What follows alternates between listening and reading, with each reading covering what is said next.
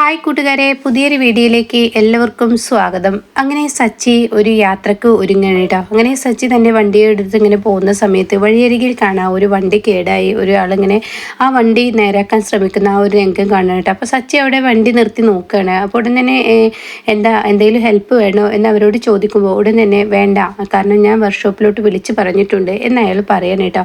പിന്നീട് അയാൾ പറയുന്നുണ്ട്, എൻ്റെ കാറിനുള്ളിൽ എൻ്റെ ബോസ് ഇരിപ്പുണ്ട്, ആ ബോസിനെ ഒന്ന് എയർപോർട്ടിലോട്ട് എത്തിച്ചാൽ മതി എന്ന് പറയണം കേട്ടോ. അത് കേട്ടോടെ തന്നെ സച്ചി ശരിയെന്ന് പറഞ്ഞിട്ട് അയാളെ നോക്കാൻ വേണ്ടി കാറ് തുറന്നു നോക്കുമ്പോൾ കാണുന്ന കാഴ്ച സുധി പുതിയതായി തുടങ്ങിയിട്ടുള്ള ആ കടയുടെ ഡീല് ഉറപ്പിച്ചിരിക്കുന്ന ആളായിരിക്കും കേട്ടോ. അത് സന്തോഷ് സാറായിരിക്കും. അപ്പോൾ സച്ചിക്കാണെങ്കിൽ വളരെ സന്തോഷമാവുകയാണ്. ആ സന്തോഷ് സാറാണോ എന്ന് ചോദിക്കുമ്പോൾ ആഹാ, ടാക്സി വിളിച്ചിട്ടുണ്ട് എന്ന് ഇവൻ എന്നോട് പറഞ്ഞു, പക്ഷേ നിങ്ങളാണെന്ന് ഞാൻ ഒരിക്കലും പ്രതീക്ഷയില്ല എന്നിങ്ങനെ സച്ചിയോട് സന്തോഷ് സാറ് പറയാൻ കേട്ടോ. അങ്ങനെ സച്ചി ഇങ്ങനെ വണ്ടിയിലോട്ട് കയറാൻ ശ്രമിക്കുമ്പോൾ സച്ചിയുടെ കാർ ചെറുതാണല്ലോ. അപ്പോൾ തന്നെ സച്ചി പറയുന്നുണ്ട് സന്തോഷ് സാറിന് ഈ കാറിലിരിക്കാൻ ബുദ്ധിമുട്ട് എന്തെങ്കിലും ഉണ്ടോ എന്ന് ചോദിക്കുമ്പോൾ നീ വണ്ടി എടുക്കടാ എന്നും പറഞ്ഞ് വണ്ടി എടുക്കണം കേട്ടോ. വണ്ടി എങ്ങനെ ഇരിക്കുന്നതെന്നല്ലല്ലോ ഇപ്പൊ പ്രാധാന്യം, കാരണം എയർപോർട്ടിലെത്തുക എന്നുള്ളതല്ലേ എന്ന് സച്ചിയോട് പറഞ്ഞ് യാത്ര തുടരാണ് കേട്ടോ. പിന്നീട് സഞ്ജയ് സാറാണെങ്കിലോ സച്ചിയുടെ കുടുംബത്തെ കുറിച്ച് തിരക്കാണ്. അല്ല, നിന്റെ ജ്യേഷ്ഠൻ സുധി ഇപ്പൊ എങ്ങനെ ഇരിക്കുന്നത്?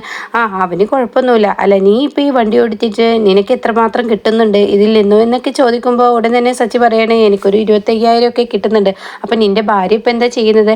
അവൾ പൂക്കെട്ടുന്ന പണിയാണ്, പിന്നെ ഇപ്പോൾ മണ്ഡപത്തിലെ പണിയും കൂടി അവൾ എടുക്കുന്നുണ്ട്. അങ്ങനെ അവൾക്കും ചെറിയൊരു വരുമാനമൊക്കെ ഉണ്ട് എന്ന് പറയണ്ട. അപ്പോൾ സച്ചിക്കാണെങ്കിൽ എടുത്തു വെക്കുന്ന ആ ഒരു സ്വഭാവം ഇല്ലാത്തത് കൊണ്ട് തന്നെ സച്ചി എല്ലാം തുറന്ന് പറയാണ്. അപ്പോൾ സഞ്ജയ് സാർ ചോദിക്കും, നിങ്ങളുടെ ചിലവും കാര്യങ്ങളൊക്കെ എങ്ങനെയാണ് അപ്പോൾ കഴിഞ്ഞു ഓടുന്നത്? അപ്പോൾ തന്നെ സച്ചി പറയണം, ചെറിയ ചെറിയ കടങ്ങളുണ്ട്, അച്ഛനിപ്പോൾ തീരെ സുഖമില്ലല്ലോ, അതുകൊണ്ട് തന്നെ എനിക്ക് വണ്ടി എടുത്തുന്ന എൻ്റെ ഭാര്യയാണല്ലോ, അവള് ആ ഒരു വണ്ടിയിലോട്ട് ചെറിയൊരു തുക അടക്കണം, പിന്നീടാണെങ്കിൽ ബാക്കിയുള്ള പൈസ ഞങ്ങൾ ഒരു ഇതിലോട്ട് ഫണ്ടായി ഇടുകയാണ് എന്നൊക്കെ ഇങ്ങനെ പറയുമ്പോൾ, അല്ല നിങ്ങൾ എത്ര മക്കളാണ് സത്യത്തിൽ എന്ന് ചോദിക്കരുത്. അപ്പോൾ ഞങ്ങൾ 3 മക്കളാണ് എന്ന് പറയണം. അപ്പോൾ ഇതൊക്കെ ശ്രുതിയാണെങ്കിലോ വലിയ വലിയ വാക്കുകൾ കൊണ്ട് കെട്ടിപ്പടുത്തിട്ടാണ് സഞ്ജയ് സാറിനോട് പറഞ്ഞിട്ടുള്ളത്. അതുകൊണ്ട് തന്നെ അത് ഓരോന്ന് അറിയാൻ വേണ്ടി സഞ്ജയ് സാർ ശ്രമിക്കണം കേട്ടോ. അപ്പം നിൻ്റെ ഏട്ടനെ പഠിച്ചിട്ട് എന്ന് ചോദിക്കുമ്പോൾ ഉടൻ തന്നെ സച്ചി പറയാണ്, എൻ്റെ ഏട്ടൻ നന്നായി പഠിച്ചിട്ടുണ്ട്, അവന് പക്ഷേ പഠിച്ചതുപോലെ അതിനനുസരിച്ച് പ്രായോഗികമാക്കാൻ അവനക്ക് അറിയില്ല, അതാണ് അവൻ്റെ പ്രശ്നം, അവൻ കാരണം ചില പ്രശ്നങ്ങൾ വീട്ടിലുണ്ടായിട്ടുണ്ട് എന്നൊക്കെ ഇങ്ങനെ പറയാണ്. പിന്നീടാണെങ്കിലോ, അല്ല നിങ്ങൾ വീട്ടിൽ എത്ര റൂമാണുള്ളത് എന്നൊക്കെ ഇങ്ങനെ സഞ്ജയ് സാർ ചോദിക്കണം. അപ്പോൾ 3 റൂമാണുള്ളത് എന്ന് പറയണേ. അപ്പോൾ നിങ്ങൾ 3 മക്കളും കല്യാണം കഴിച്ച് അച്ഛനും അമ്മയൊക്കെ പിന്നെ എവിടെ കിടത്തുമെന്ന് ചോദിക്കുമ്പോൾ അവർ ഇത്രയും നാൾ ഹോളിലായിരുന്നു കിടന്നിരുന്നത്, പക്ഷേ ഇപ്പോൾ അച്ഛന് ചെറിയൊരു സുഖമില്ലാത്തത് കൊണ്ട് തന്നെ അലർജിയുടെ പ്രശ്നമുള്ളത് കൊണ്ട് അച്ഛന് ഞങ്ങളുടെ റൂം ഒഴിഞ്ഞു കൊടുത്തു എന്ന് പറയട്ടോ. ഇത് കേൾക്കുന്ന സഞ്ജയ് സാറിന് വലിയൊരു മതിപ്പ് സച്ചിയോട് തോന്നുകയാണ്, ഇത്രയും നല്ലൊരു കാര്യം ചെയ്തത് ആലോചിക്കുമ്പോൾ. അപ്പോൾ ഉടൻ തന്നെ നീ ആള് കൊള്ളാലോ മോനെ, സ്വന്തം അച്ഛനും അമ്മക്കും വേണ്ടി നിന്റെ ബെഡ്റൂം ഒഴിഞ്ഞു കൊടുത്തിരിക്കുക. അപ്പോൾ തന്നെ വീട്ടിലെ ഏറ്റവും കൂടുതൽ സമാധാനം സന്തോഷവും നമ്മുടെ മാതാപിതാക്കൾക്കല്ലേ കിട്ടേണ്ടത്, അവർക്ക് വേണ്ടി എന്തും ചെയ്തു കൊടുക്കുന്നത് എനിക്ക് സന്തോഷമുള്ളൂ, പ്രത്യേകിച്ച് അച്ഛന് സുഖമില്ല. അപ്പോൾ അച്ഛന് സുഖമില്ലാതെയും കണ്ട് ഞാനും എൻ്റെ ഭാര്യയും ബെഡ്റൂമിൽ കിടക്കുന്നതിൽ അർത്ഥമില്ലല്ലോ, അതുകൊണ്ട് ഞങ്ങളിപ്പോൾ ഹോളിലാണ്, അച്ഛനും അമ്മയും ഇപ്പോൾ ആ റൂമിലോട്ട് കിടത്താൻ മാറ്റിയിട്ടുണ്ട് എന്ന് പറയാം കേട്ടോ. ഇനി അടുത്തതായി എനിക്കൊരു റൂം എടുക്കണം, അതിന് വേണ്ടിയിട്ടാണ് രാപ്പകലില്ലാതെ ഓടുന്നത്. ഇത് കൂടാതെ രാത്രി വല്ല ഓവർ ടൈം ആയിട്ട് എന്തെങ്കിലും ഒരു പണി കിട്ടുകയാണെങ്കിൽ ഞാൻ അങ്ങനെയും വണ്ടി ഓടിക്കും എന്നൊക്കെ ഇങ്ങനെ പറയണം കേട്ടോ. അപ്പോൾ ഇതൊക്കെ കേട്ട് എന്നിട്ട് നിനക്ക് എത്ര വരുമാനം കിട്ടും? 10,25,000 രൂപ, അതുക്കും മേലെ പോവില്ല. പിന്നെ എൻ്റെ ഭാര്യയുടെ സമ്പാദ്യം അതും 2,500 അങ്ങനെയൊക്കെ, പിന്നെ വീട്ടിലെന്തെങ്കിലും ചിലവിനും കൊടുക്കണം, അവളും കൊടുക്കും ഞാനും കൊടുക്കും, അതിൻ്റെ ബാക്കി മിച്ചം വരുന്നത് ഞങ്ങൾ ഒരു തൊണ്ടിലിട്ട് വെക്കും. കാരണം ഞങ്ങൾക്കൊരു ആഗ്രഹമുണ്ട്, എനിക്കും എൻ്റെ ഭാര്യയ്ക്കും കഴിയാൻ വീടിനോട് അടുപ്പിച്ച് തന്നെ ഒരു റൂം എടുക്കണമെന്ന്. ആ ആഗ്രഹം നിറവേറാൻ അതിനുള്ള ഒരു വരുമാനം ഞങ്ങൾ കണ്ടെത്തുന്നുണ്ട് എന്നിങ്ങനെ സഞ്ജയ് സാറിനോടൊക്കെ പറയണ്ട. അപ്പോൾ കഥകളെല്ലാം കേട്ട സഞ്ജയ് സാറിന് വളരെ മതിപ്പ് തന്നെ സച്ചിയെക്കുറിച്ച് തോന്നുകയാണ്. അങ്ങനെ സച്ചിയോട് പറയണേ, എൻ്റെ മനസ്സിലുള്ള ഒരുപാട് നാളത്തെ ആഗ്രഹമാണ്, ആ ആഗ്രഹത്തിനനുസരിച്ച് ഒരാളെ കിട്ടണമെന്ന് എനിക്കൊരു ആഗ്രഹമുണ്ടായിരുന്നു, പക്ഷെ അതിനെ പറ്റിയ ആൾ നീ തന്നെ എന്നിങ്ങനെ സച്ചിയോട് പറയുമ്പോൾ സച്ചിക്ക് കാര്യങ്ങളൊന്നും മനസ്സിലാവുന്നില്ല കേട്ടോ. അല്ല സാറെന്തപ്പോൾ പറഞ്ഞു വരുന്നത് എന്നിങ്ങനെ സച്ചി ചോദിക്കുമ്പോൾ, അല്ല നിനക്കിപ്പോൾ ഒരു മാസം 25,000 30,000 രൂപയ്ക്കല്ലേ വരുമാനം കിട്ടുന്നത് എന്നല്ലേ നീ പറഞ്ഞത്? അതെ സാർ, എന്നാൽ അതിലും കൂടുതൽ വരുമാനം കിട്ടുന്ന ഒരു ബിസിനസ്സിനെ കുറിച്ച് ഞാൻ പറഞ്ഞാലോ? അത് കേൾക്കുന്ന സച്ചിക്ക് കാര്യങ്ങളൊന്നും പിടികിട്ടുന്നില്ല. ഞാനൊരു ഐഡിയ പറയട്ടെ. ഇപ്പോൾ നീ ഓടുന്ന ഈ ടാക്സി അത് നല്ലൊരു വണ്ടിയാണെങ്കിൽ ഓട്ടം എങ്ങനെയായിരിക്കും? നല്ല വണ്ടിയാണെങ്കിൽ ആളുകൾ കയറും. ഇത് പഴയ വണ്ടിയല്ലേ, അതുകൊണ്ട് തന്നെ ആളുകൾ കയറലൊക്കെ കുറവായിരിക്കും എന്ന് പറയുമ്പോൾ, അല്ല നമുക്കൊരു കോൾ ടാക്സി തുടങ്ങിയാലോ? അതെങ്ങനെയായിരിക്കും? അതിനൊരു ആപ്പൊക്കെ വെച്ച് ആളുകൾക്ക് വലിയ ബുദ്ധിമുട്ടില്ലാതെ പെട്ടെന്ന് അങ്ങനെ ഒരു ടാക്സി തുടങ്ങിയാൽ അതെങ്ങനെയായിരിക്കും എന്നൊക്കെ ചോദിക്കുമ്പോൾ സച്ചി പറയാണ്, തീർച്ചയായും സാർ അത് വമ്പൻ വിജയം തന്നെ കിട്ടും. ഞങ്ങളെപ്പോലെയുള്ള പാവങ്ങൾക്കായിരിക്കും പിന്നീട് അതിൻ്റെ ഒരു ബുദ്ധിമുട്ട് എന്നിങ്ങനെ പറയാനിട്ടോ. അതിന് നിന്നെ ചേർത്താണല്ലോ ഞാൻ ഈ കട തുടങ്ങാൻ, ഈ ഒരു കമ്പനി തുടങ്ങാൻ തീരുമാനിക്കുന്നത്. എന്താ സാർ ഈ പറയുന്നത്? പിന്നെ ഞാൻ എത്രയോ നാളായി എൻ്റെ മനസ്സിൽ കൊണ്ടു നടക്കുന്ന ഒരു ആഗ്രഹമാണ്. പക്ഷെ അതിനെ പറ്റിയ ഒരാളെ എനിക്ക് കിട്ടിയിരുന്നില്ല. അതിനെ പറ്റിയ ആൾ നീയാണ്. അല്ല, എൻ്റെ ഏട്ടനാണല്ലോ ഇപ്പോൾ സാറുമായിട്ടുള്ള കണക്ഷൻ എന്നൊക്കെ പറയുമ്പോൾ, നിൻ്റെ ഏട്ടനെ തുടങ്ങി വെച്ച ബിസിനസ് അത് തന്നെ അവനെ ഇതിൽ നിന്ന് എങ്ങനെ ഒഴിവാക്കണമെന്ന് അറിയാതെ നിൽക്കുകയാണ്. പക്ഷേ നിന്നെയും നിൻ്റെ അച്ഛനെയും ഓർത്ത് മാത്രമാണ് ഞാൻ അവനെ ഇപ്പോൾ ഈ ഒരു ബിസിനസ്സിൽ നിന്ന് ഒഴിവാക്കാത്തത്. പക്ഷേ ഇനി അവനുമായി മുന്നോട്ട് പോകാൻ എനിക്ക് കഴിയില്ല. നീ പറഞ്ഞതുപോലെ പഠിച്ചു എന്നല്ലാതെ അതിന് മാത്രം വിവരവും ബുദ്ധിയൊന്നും അവൻ്റെ കയ്യിലില്ല എന്നിങ്ങനെ സച്ചിയോട് ഇങ്ങനെ സുധിയെക്കുറിച്ച് പറയണേട്ടാ. അപ്പോൾ സാറ് ഇപ്പോൾ എന്താ പറയുന്നത്? ഇനി എന്തായാലും എന്നെ ഇപ്പോൾ എയർപോർട്ടിൽ കൊണ്ടുവിടേണ്ട, എൻ്റെ ഹോട്ടലുണ്ടല്ലോ അവിടെ നീ ഉണ്ടാക്ക്. അതെന്തിനാ സാർ എന്ന് ചോദിക്കുമ്പോൾ, ഇന്ന് വൈകുന്നേരം നീയുമായി ഒരു ഡിസ്കസ് നടത്താനുണ്ട്, ചെറിയൊരു മീറ്റിംഗ്. ആ മീറ്റിങ്ങിന് ശേഷം മതി ഇനി ഞാൻ നാട്ടിലോട്ട് യാത്രയുള്ളൂ എന്ന് പറയട്ടെ. അപ്പോൾ ഇത് കേൾക്കുന്ന സച്ചി, സാർ കാര്യത്തിൽ തന്നെ പറഞ്ഞതാണ്. പിന്നെ നിന്നെപ്പോലെ ഒരാളെ കിട്ടിയിട്ട് ഞാനത് വേണ്ടെന്ന് വെക്കില്ല. നമുക്ക് 10-100 കാറ് ഓപ്പൺ ആക്കിയിട്ടെല്ലാം സ്റ്റാർട്ട് ചെയ്യാൻ ഞാൻ ഉദ്ദേശിക്കുന്നത്. ഒരു 1000 കാറ് എപ്പോൾ ആര് ഓട്ടത്തിന് വിളിച്ചാലും ഒരു ബുദ്ധിമുട്ടും വരരുത്. അതുകൊണ്ട് ആ ഒരു 1000 കാറ് വെച്ച് നമുക്ക് അങ്ങ് ഈ സംരംഭം അങ്ങ് തുടങ്ങാം. അതിന് നേതൃത്വം വഹിക്കേണ്ടത് നീ തന്നെ, ഞാൻ നിനക്കൊപ്പം നിൽക്കുന്നു എന്ന് മാത്രം എന്നിങ്ങനെ പറയുമ്പോൾ സച്ചിക്ക് വിശ്വസിക്കാനാവുന്നില്ല കേട്ടോ. ഈശ്വര, എന്താ ഈ പറയുന്നത് എന്ന ഭാവത്തിൽ സച്ചി തന്നെ ഒന്ന് പിച്ച് നോക്കുകയാണ്. അങ്ങനെ നീ എന്നെ ഹോട്ടലാക്കിയെന്ന് പറഞ്ഞിട്ട് സച്ചി ഹോട്ടലിലോട്ട് ആക്കി കൊടുക്കുകയാണ്. പിന്നീട് സച്ചി തൻ്റെ വീട്ടിലോട്ട് മധുരമൊക്കെ മേടിച്ചാണ് കേട്ടോ ചെല്ലുന്നത്. സച്ചിയുടെ ആ സന്തോഷം കാണുമ്പോൾ രേവതിയും ഈ പറയുന്ന സച്ചിയുടെ അച്ഛനും അമ്മയൊക്കെ അന്താളിപ്പോട് കൂടി നിൽക്കണം കേട്ടോ.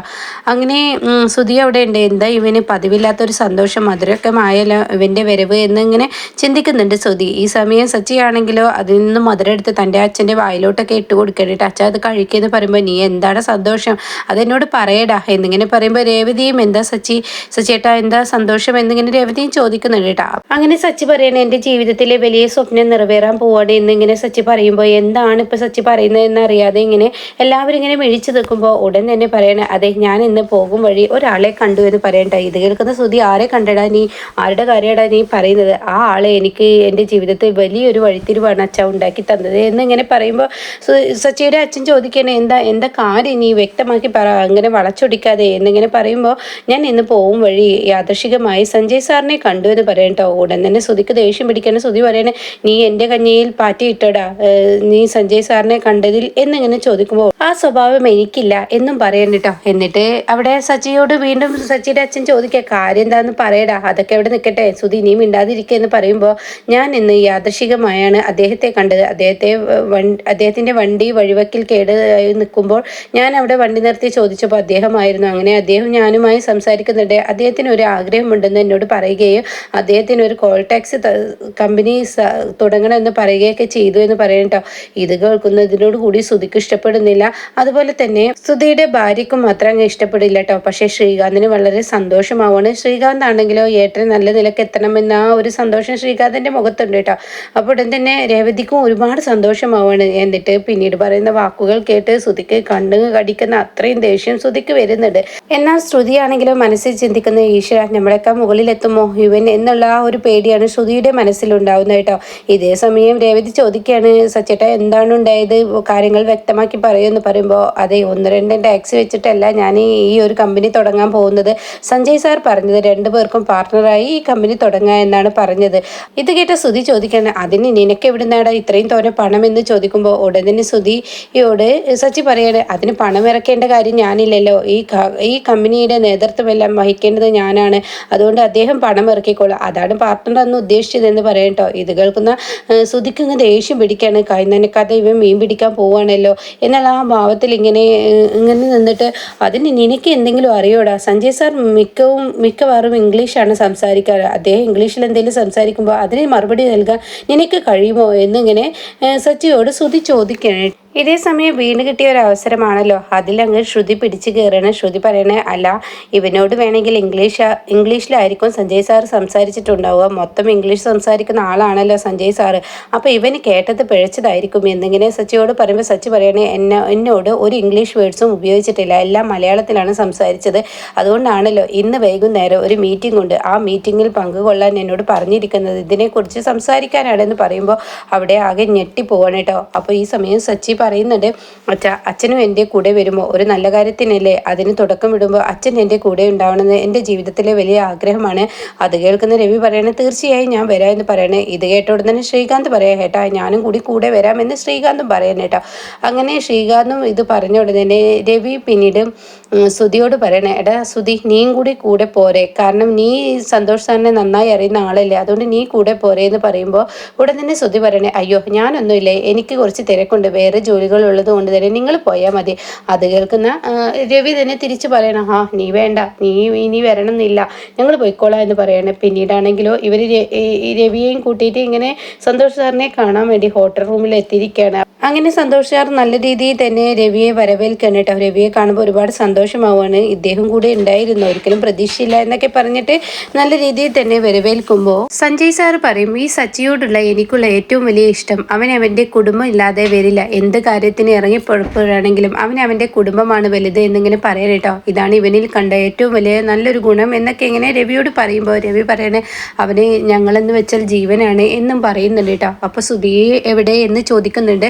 അവനെന്ത് ജോലി തിരക്കി എന്നൊക്കെയെ പറഞ്ഞ് അവൻ വന്നില്ല. അപ്പോൾ ഉടൻ തന്നെ ഈ സന്തോഷ് സാർ പറയാണ്, അവന് വലിയ ആളാവണം എന്ന് ആഗ്രഹമുണ്ട്, പക്ഷെ പാതി വഴിയിലിടും, കുറച്ചങ്ങ് കിട്ടുമ്പോഴേക്കും എല്ലാം നേടിയെടുത്തു എന്നൊരു തോന്നലാണ് അവൻ്റെ ഏറ്റവും വലിയ തകർച്ച എന്നൊക്കെ ഇങ്ങനെ പറയുമ്പോൾ ശ്രീകാന്ത് പറയണേ, അതങ്ങനെ തന്നെ എന്ന് ശ്രീകാന്ത് പറയുന്നുണ്ട് കേട്ടോ. ഇതേ സമയം എന്തായാലും ഞാൻ വിളിപ്പിച്ചത് ഈ ഒരു ബിസിനസ് തുടങ്ങുന്ന കാര്യത്തെക്കുറിച്ചാണ്, കോൾ ടാക്സി അത് തുടങ്ങണം, അതും 10-200 കാർ വെച്ചല്ല 1000 കാർ വെച്ചാണ്. അത് കേൾക്കുന്ന രവി പറയണേ, ഇത്രയും പെട്ടെന്ന് 1000 കാറൊക്കെ ശരിയാവുമോ, എന്നെക്കൊണ്ട് അത് പറ്റും, 10-15 ദിവസം കൊണ്ട് തന്നെ എന്നെക്കൊണ്ട് അതിന് കഴിയും, അതിനുള്ള പണം ഇറക്കാൻ എൻ്റെ കയ്യിലുണ്ട്, അതിനുള്ള പിടിപാടും എൻ്റെ കയ്യിലുണ്ട്, അതുകൊണ്ട് തന്നെ ഈ 15 ദിവസത്തിനുള്ളിൽ ഞാൻ ഈ പറയുന്ന സംരംഭം ആരംഭിക്കും, ഇവൻ ഇതിൻ്റെ നേതൃത്വം നയിക്കട്ടെ, എല്ലാ കാര്യങ്ങളും ഇവൻ ചെയ്യട്ടെ, ഇവനെ തക്കതായ ശമ്പളം ഞാൻ കൊടുത്തോളാം എന്നൊക്കെ ഇങ്ങനെ പറയുമ്പോൾ രവി പറയണേ, എൻ്റെ മോൻ രക്ഷപ്പെട്ട് കാണണമെന്ന് എൻ്റെ ജീവിതത്തിലെ അതിയായ ആഗ്രഹമാണ്, അതാണ് സാറ് മുഖേന എനിക്ക് നടക്കുന്നത് എന്നൊക്കെ പറയുമ്പോൾ എനിക്ക് ഇങ്ങനെയുള്ള ആളുകളെയാണ് എനിക്കും ഇഷ്ടം എന്ന് പറയാൻ കേട്ടോ. പിന്നീട് പിറ്റേ ദിവസം രാവിലെ ആയി സഞ്ജയെ കാണാൻ വേണ്ടി ശ്രുതിയും കൂടി ചെന്നിരിക്കുകയാണ്. അവർ തമ്മിലുള്ള ഒരു സംസാരം തുടങ്ങിയിരിക്കുകയാണ്. ഈ ഒരു കമ്പനി തുടങ്ങിക്കഴിഞ്ഞാൽ തീർച്ചയായും അവർ വീട്ടിലെ ഏറ്റവും വലിയ പണക്കാരായി മാറും എന്നുള്ളതിൽ ഉറപ്പാണ് എന്നുള്ളത് ഇങ്ങനെ പറയുന്നുണ്ട് കേട്ടോ. അപ്പോൾ അങ്ങനെ ശ്രുതിയും ചെന്നിട്ട് സഞ്ജയ് സാറിനോട് പറയണേ, അതെ ഈ സച്ചിക്കൊക്കെ ഈ 1000 കാറൊക്കെ ഇട്ട് കൊടുക്കണോ എന്നൊക്കെ ഇങ്ങനെ പറഞ്ഞിട്ട് പിന്നീട് പറയണേ, അതെ ഞങ്ങളും കൂടി അതിൽ പാർട്ട്ണർഷിപ്പ് ആക്കി കഴിഞ്ഞാൽ നന്നായിരുന്നു എന്ന് പറയുമ്പോൾ, നിങ്ങൾക്കൊരു ബിസിനസ് തന്നിട്ടുണ്ട്, അത് ചെയ്താൽ മതി, ഇതിൽ എന്തായാലും സച്ചി എന്താ ചെയ്യുന്നത് നോക്കട്ടെ, അതിനുശേഷം നിങ്ങൾക്ക് പിന്നീട് ആവാം എന്നും പറഞ്ഞിട്ട് സഞ്ജയ് സാർ പെട്ടെന്ന് ഇവരുടെ മുന്നിൽ നിന്നും പോവാണ് കേട്ടോ. പിന്നീട് മാസങ്ങളും ദിവസങ്ങളൊക്കെ കഴിഞ്ഞു പോവാണ്. മാസങ്ങൾ കൊണ്ട് തന്നെ സച്ചി ആ ഒരു കമ്പനിയിൽ വലിയൊരു വളർച്ച ഉണ്ടാക്കിയെടുക്കുകയാണ്. അങ്ങനെ സച്ചിയാണെങ്കിൽ സച്ചിയോട് അനുബന്ധമായ ആളുകളെ എല്ലാം അതിലോട്ട് കൊണ്ടുവരികയാണ്. ശ്രീകാന്തിനെയും അതുപോലെ തന്നെ ശരത്തിനെയും ഒരുപാട് ആളുകളെ സച്ചി കൊണ്ടുവരുന്നുണ്ട് കേട്ടോ. അവർക്കൊക്കെ നല്ലൊരു ജോലി തന്നെ ആക്കി കൊടുക്കുകയാണ്. പിന്നീട് സച്ചി രേവതിക്ക് 10 പവൻ്റെ മാല കൊടുക്കലും ചന്ദ്രമതിക്ക് നല്ലൊരു ഗിഫ്റ്റ് സമ്മാനിക്കലൊക്കെ ഉണ്ട് കേട്ടോ. അപ്പോൾ ഇതൊക്കെ കാണുമ്പോൾ ശ്രുതിക്കും അത്ര ഇഷ്ടപ്പെടില്ല. പിന്നീട് ഈ കമ്പനി വിദേശത്തോട്ട് വിജയിക്കുന്ന ആ രീതിയിലുള്ള വളർച്ചയാണ് സച്ചി ഉണ്ടാക്കി കൊടുക്കുന്നത്. അതൊക്കെ കണ്ട് കുശുമ്പിളകി ശ്രുതിയും നിൽക്കുന്നു കേട്ടോ. അങ്ങനെ വലിയൊരു കോടീശ്വരനായി തന്നെ സച്ചി മാറുന്ന ആ കിടുക്കൻ സീനാണ് ഇനി കാണാനിരിക്കുന്നത്.